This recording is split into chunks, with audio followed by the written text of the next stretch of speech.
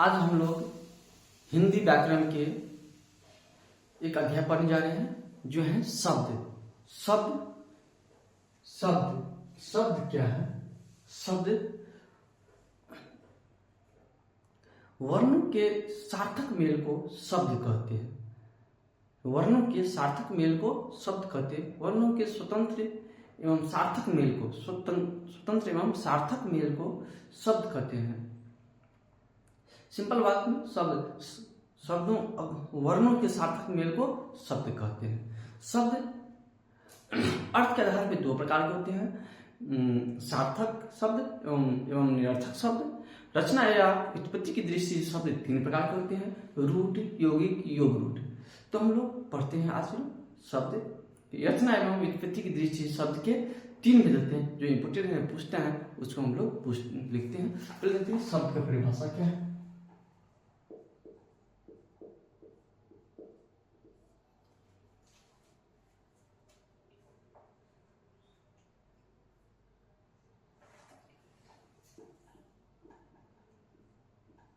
एक या एक से अधिक, एक या अधिक,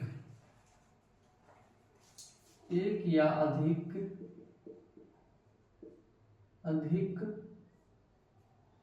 अक्षर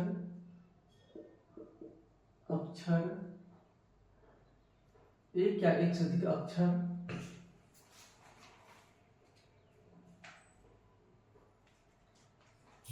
एक या एक से अधिक अक्षर से बने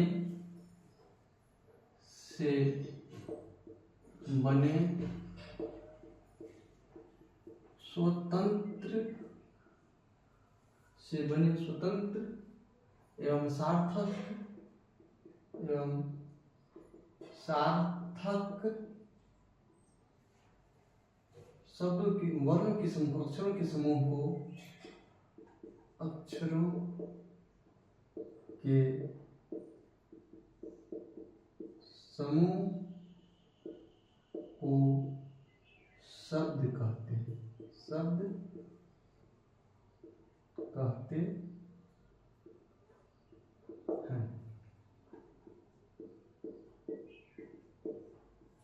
जैसे राम, आम, कलम आदि। इसके बाद हम चलते हैं शब्द व्युत्पत्ति एवं रचना की दृष्टि से शब्द तीन प्रकार के होते हैं।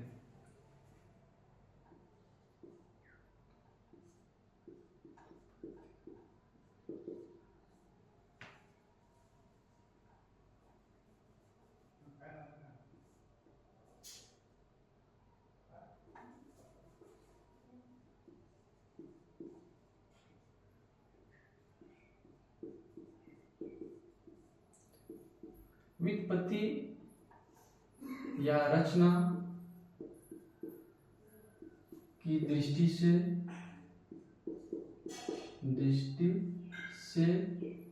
शब्द तीन प्रकार के होते हैं।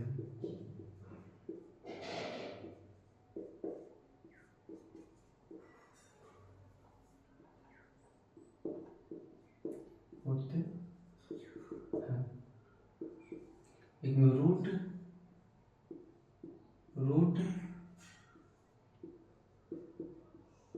यौगिक,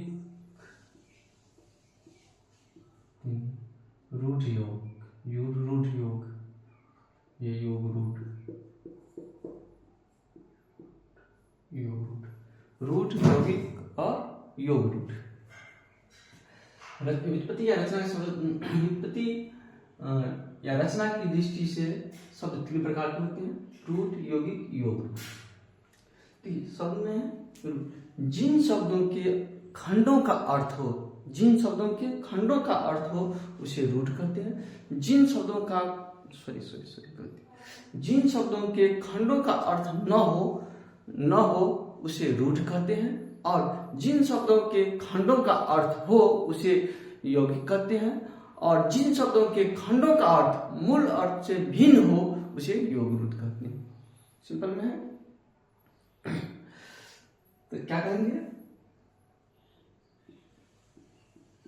जिन शब्दों के खंडों का अर्थ हो, खंडों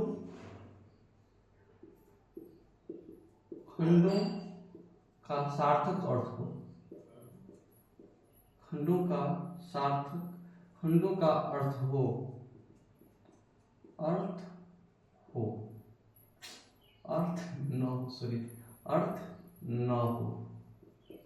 अर्थ न हो, जिन शब्दों के खंडों का अर्थ न हो उसे रूढ़ कहते हैं। जैसे आम, आ प्लस म, न इसका खंड है, न इसका अर्थ है, ना इसका अर्थ है, तो ये क्या हो गया? रूढ़। इस बात कहते हैं यौगिक। जिन शब्द के खंडों का अर्थ हो उसे यौगिक कहते हैं। न हो रूढ़, हो यौगिक, मूल से भिन्न हो तो रूढ़ यौगिक। एक शब्द में समझने के लिए इतना काफी है। जिन शब्दों के खंड का अर्थ न हो वो रूढ़ हो गया, जिन शब्दों के खंड का अर्थ हो यौगिक हो गया, जिन शब्दों के खंड का अर्थ मूल शब्द से भिन्न हो वो योग रूढ़ हो गया। जिन शब्दों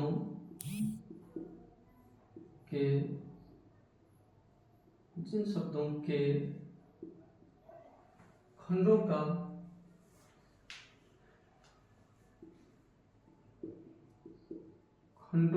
का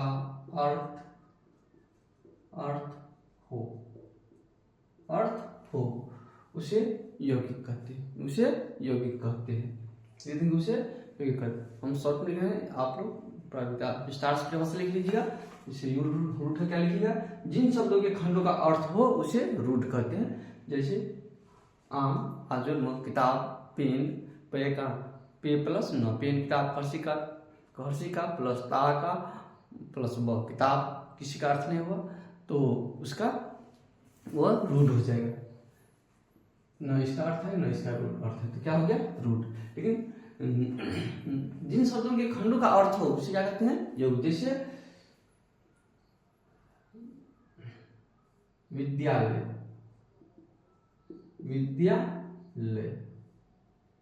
विद्यालय, रसोई घर, शौचालय, देवालय, चंद्रशेखर,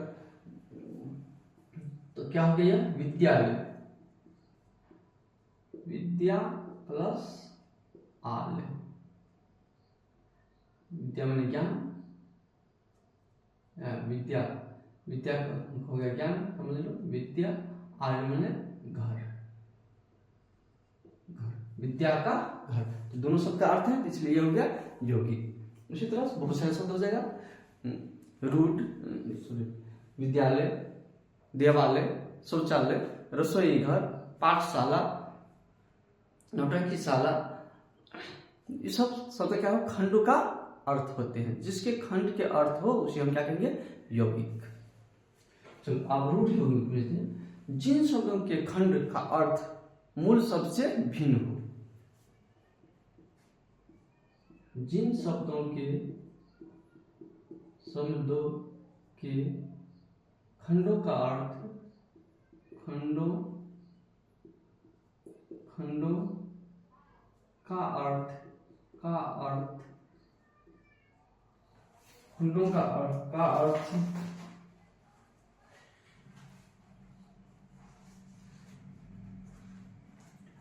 जिन शब्दों के खंडों का अर्थ मूल शब्द से भिन्न हो,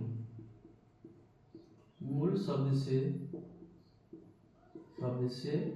भिन्न हो,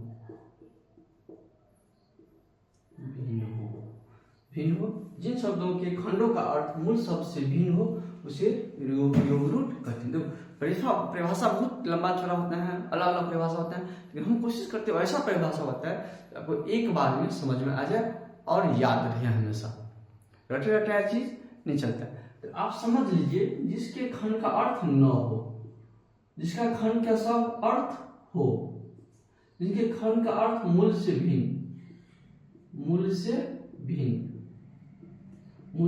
भिन्न हो उसे हम क्या कहेंगे? बस हो गया। जिसका खंड न हो, अर्थ हो तो यौगिक, मूल से भिन्न हो तो यौगिक हो गया। जैसे इसका जैसे लंबोदर, लंबोदर क्या हुआ, लंबा उदर, लंबा प्लस उदर, तो लंबा उदर किसका है, यानी हो गया गणेश। क्या हो गया, गणेश। तो मूल से भिन्न अर्थ हो गया, ये हो गया,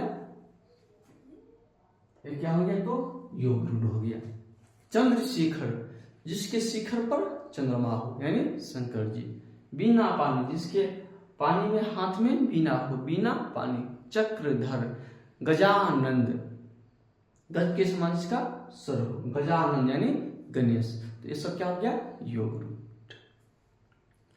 चलिए, तो आप इसको कमेंट कीजिए, क्या हम इसको विस्तार से लिखिए कि शॉर्ट में ही समझा दे, इस सब लोग कमेंट कीजिए। आप सभी को क्या कीजिए, अपने से परिभाषा लिखिए और था एक बार पढ़ लीजिएगा, सब हो जाएगा। Thank you.